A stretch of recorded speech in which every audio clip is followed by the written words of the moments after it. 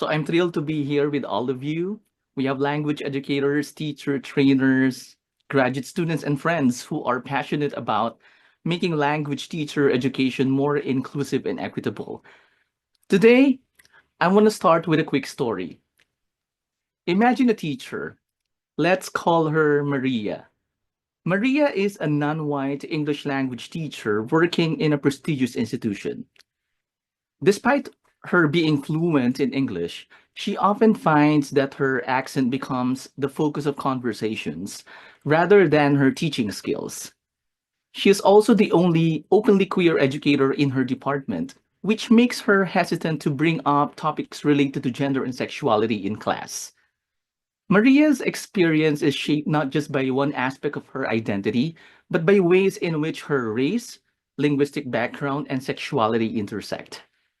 Now, let's think about this for a moment. How many Marias exist in our field? And how do we often address these intersecting challenges in LTE?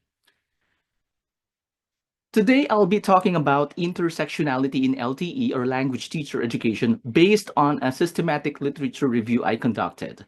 So we will explore, first one, how intersectionality shapes LTE.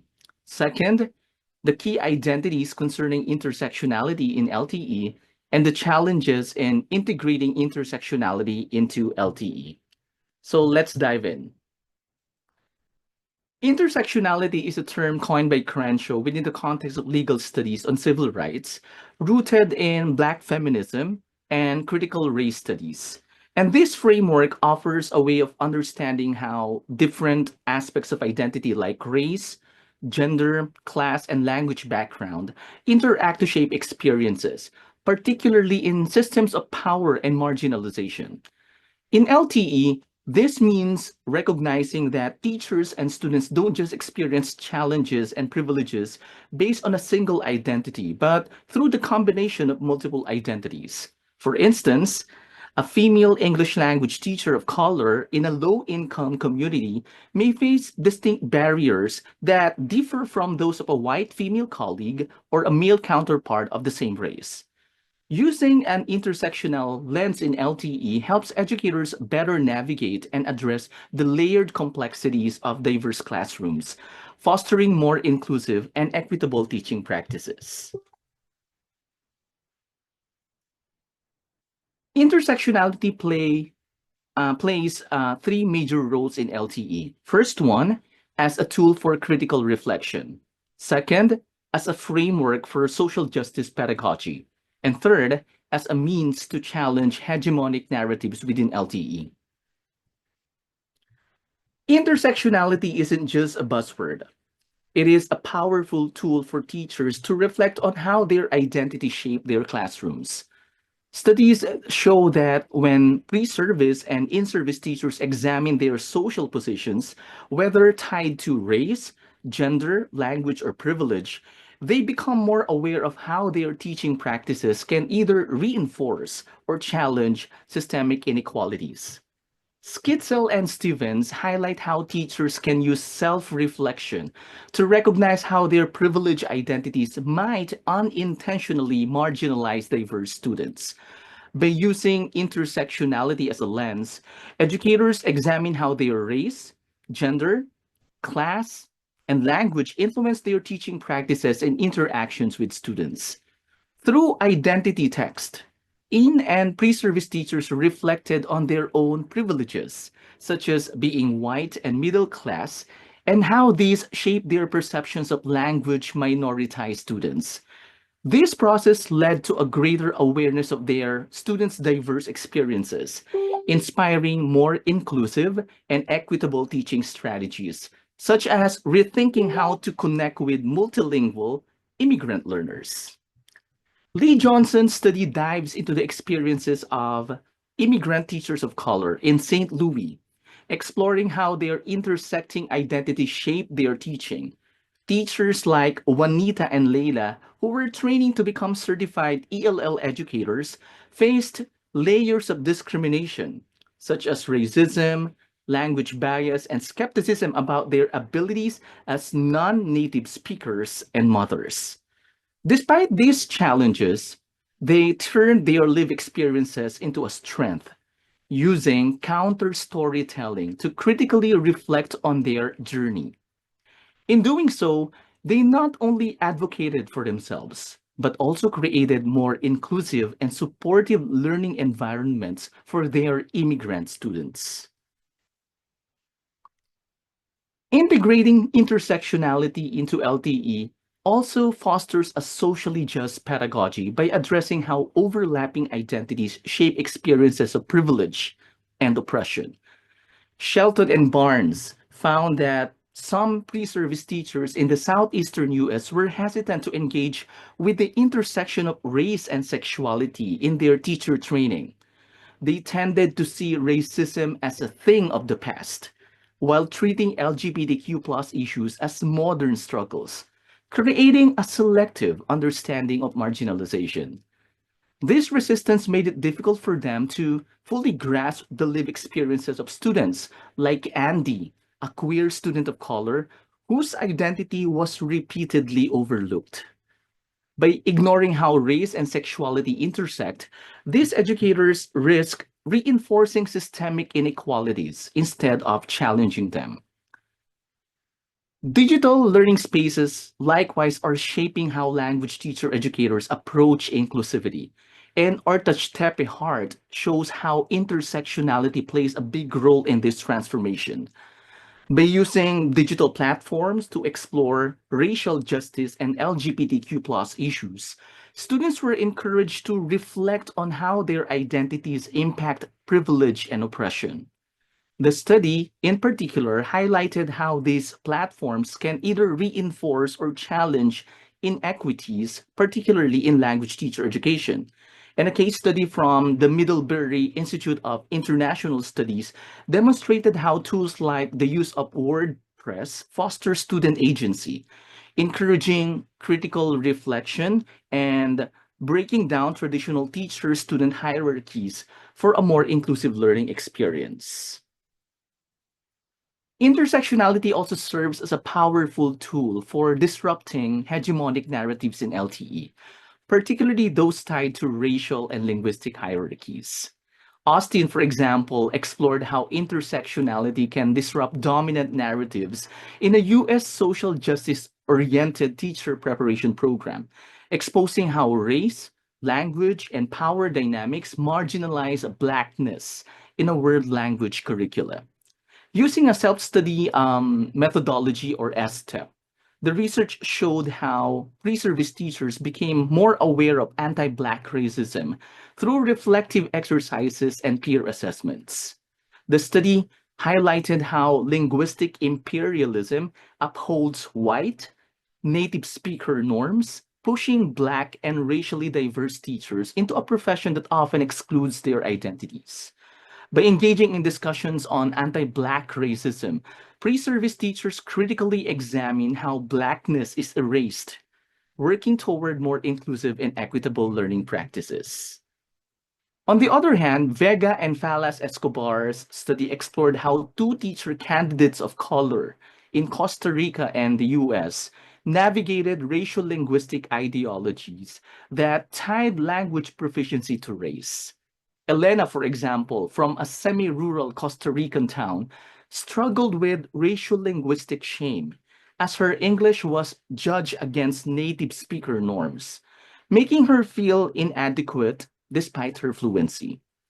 Meanwhile, Amori, a bilingual TCC or teacher candidate of color from California, faced marginalization for both her Spanish and her English, undermining her linguistic legitimacy. Despite these challenges, both candidates resisted these harmful ideologies by shifting their focus from native like pronunciation to their strengths in teaching and emotional intelligence, challenging white native speaker dominance. Let's move now to the key identities concerning intersectionality in LTE based on my systematic literature review. Note that this discussion condenses four major themes. First, race and ethnicity, gender and sexuality, The third one is linguistic identity, and the fourth one, professional and cultural identities. It's important to know, however, that while my analysis foregrounds the main identities emphasized in the reviewed studies, these identities appear to intersect fluidly, suggesting that the selected pairings or any identity category may not adhere to rigid boundaries. Let's have the first one. Race and ethnicity play a crucial role in shaping intersectional identities in the LTE, yet they are often sidelined in discussions that prioritize other aspects of identity, such as gender and sexuality. Skitzel and Stephens, for example, shed light on how race and language shape experiences in LTE and TESOL, emphasizing the double burden of racial and linguistic marginalization faced by language minoritized students. They challenge the deficit-based view that reduces English language learners to what they supposedly lack, instead urging educators to consider the broader socio-political forces shaping students' identities. The study also highlighted the role of gender and sexuality, with pre-service teachers reflecting on their LGBTQ plus identities and how this intersected with race and class in shaping classroom interactions. Ultimately, their work calls for more inclusive, socially aware approach to language education that recognizes diverse identities and experiences. In another study, Govinder took a deep dive into how colonial ideologies continue to shape race, gender, class, sexuality, and nationality in LTE. Conducted within Glasgow's Professional Graduate Diploma in Education program, the research highlights how English and its associated literacies are often positioned as superior, sidelining indigenous languages and minority perspectives. And this marginalization isn't just curriculum content, but also in how students and teachers engage with classroom practices. A striking example is the Dalton Fountain case study, where student teachers critically analyze how its imagery reinforced racial and gender hierarchies rooted in colonial history. Overall, the study underscores the lingering impact of colonial legacies in both education and public spaces, calling for deeper critical engagement in LTE. Gender, sexuality, and sexuality are also deeply intertwined with race, class, and professional identity in LTE, shaping both teaching experiences and learning environments. Banegas and Gerlach highlighted the importance of tackling gender diversity in comprehensive sexuality education by developing modules that critically examine gender identity, sexuality, and gender-based violence. Banegas incorporated Argentina's national policies into English language teacher education, fostering discussions on LGBTQ plus inclusion and gender equality. They also explored how race and class intersect with gender and sexuality, shaping the experiences of both student teachers and learners. Gerlach, on the other hand, reflected on how cultural background and social class influence students' perceptions, emphasizing the need for educators to address systemic inequalities rather than treating identity categories in isolation. In another study, Riquelme Sanderson and Longoria explored how their LGBTQ plus identities shape their roles as educators in LTE through a qualitative study using testimonial and duo ethnography. For example, Longoria, a non-binary Latinx Chinese, and a cisgender gay individual, reflected on the challenges of navigating heteronormative educational spaces while also dealing with racial and national identity-related struggles. Longoria, in particular, faced the compounded effects of racism and queer phobia, highlighting how intersecting oppressions influenced their teaching practices. And their experiences highlighted how sexuality, gender, race, and nationality collectively shape their professional journeys, making a case for more inclusive and intersectional approaches in education. Linguistic identity isn't just about language. It's deeply connected to race, culture, and even disability, as seen in Evan et al. Study on the Preparing Inclusive Early Childhood Educators Project. And this initiative at a Midwestern U.S. university trained early childhood educators to embrace multilingualism and move beyond English-only instruction.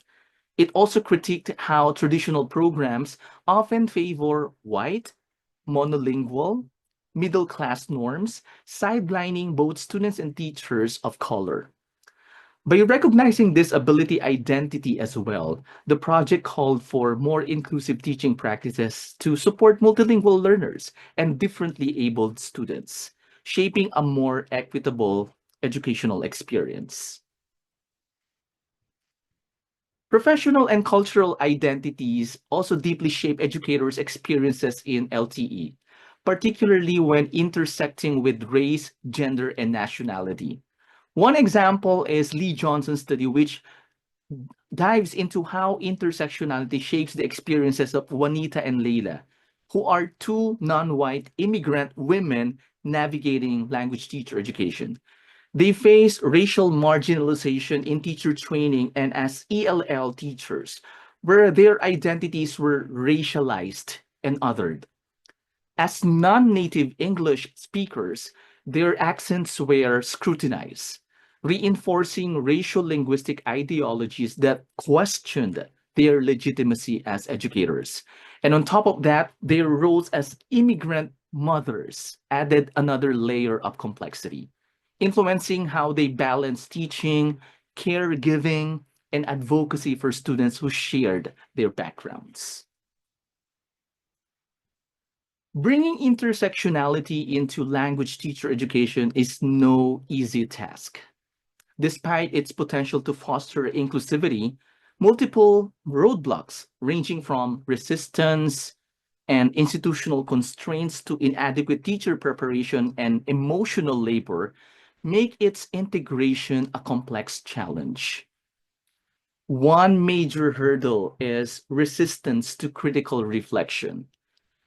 Many educators and students struggle with acknowledging how race, gender, and sexuality intersect in education. For instance, Shelton and Barnes found that pre-service teachers often dismissed race as a historical issue, making discussion about its modern implications, especially in relation to sexuality, highly uncomfortable. Similarly, Skitzel and Stephens noted that educators from privileged backgrounds often avoided self-reflection, finding it too emotionally taxing to confront their own roles in systemic oppression. Institutional barriers further complicate things. Traditional education systems, often steeped in colonial and monocultural ideologies, continue to privilege Western norms. Even when teachers want to incorporate intersectional perspectives, policies in conservative educational settings can stifle these efforts. Rigid curricula, standardized tests only reinforce exclusionary practices, leaving little room for critical pedagogy. Then there's the issue of teacher preparation. Many educators enter the field with minimal exposure to intersectional concepts, and often they hold static and essentialist views of culture. Without proper training, teachers struggle to navigate complex identities in the classroom, perpetuating harmful stereotypes. Skitzel and Stephens also pointed out that many LTE programs continue to uphold deficit perspectives, particularly regarding language minoritized students. And finally, the emotional labor involved in engaging with intersectionality is substantial. Educators from privileged backgrounds may experience discomfort when confronting their biases, while marginalized teachers often find themselves carrying the burden of representation in institutions that don't fully support them. Riquelme Sanderson and Nengoria highlighted how LGBTQ plus educators in particular must constantly navigate the tension between visibility and institutional discrimination. Moreover, identity negotiation adds another layer of complexity, as seen in Troyan and All study, where teachers struggle to balance their cultural and professional identities in settings that prioritize dominant linguistic norms. So, where do we go from here? First, we need to embed intersectionality into language teacher education curricula. Teacher preparation programs should actively address issues of race, gender, sexuality, and linguistic identity, ensuring that future educators are equipped to create inclusive learning environments. Second, institutions must challenge existing biases. Standardized testing and native speakerese norms should be re-evaluated to ensure that diverse linguistic and cultural identities are valued in LTE. And finally, we must support educators in doing this work. Professional development programs should offer resources on navigating intersectionality in the classroom, and institutions must create safe spaces for marginalized educators to thrive. So, in conclusion, I'll leave you with this. If we are committed to equity in language teacher education, we cannot afford to ignore intersectionality. Our classrooms and definitely our students deserve more. Here are the references that I use for my presentation. And if you're interested to know more about the things that I've talked about this day, you may be interested to read this systematic literature review I publish in the special issue titled Mobilizing Intersectionality in Language Teacher Education in the journal Language, Culture, and Curriculum. So thank you for listening.